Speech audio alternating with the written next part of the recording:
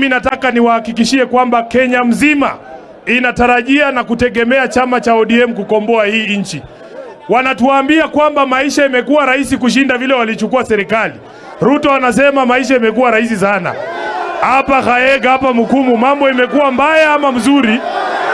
Mbaya ama mzuri? Kwa sababu mimi baba nikiangalia takwimu zinaniambia kwamba mafuta taa imepanda kwa 40% tangu huyo Mkora aibe uchaguzi yetu. Ukiangalia stima imepanda kwa 45% tangu Ruto ajiingize kule ndani. Ukiangalia diesel imepanda na 26% tangu waingie uko ndani. Huyu mwanaume anaishi dunia yake. Juzi niliona wananiambia mshipi ya Ruto, mshipi tu ni shilingi 1450. Wacha niwaulize nyinyi watu hapa Kakamega. Hapa shamba eka moja ni pesa ngapi? Hapa eka moja ni ngapi? Wewe fikiria mwanaume amejifunga eka moja ya shamba kwa kiuno. Huyo si ni mwizi, si mwizi? Ni mwizi, si mwizi?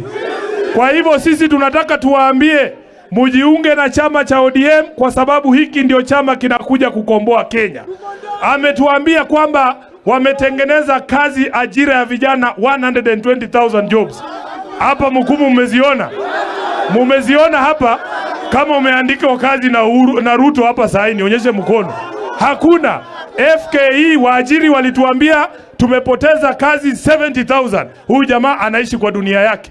Walimu, kuna walimu hapa? Kuna walimu hapa?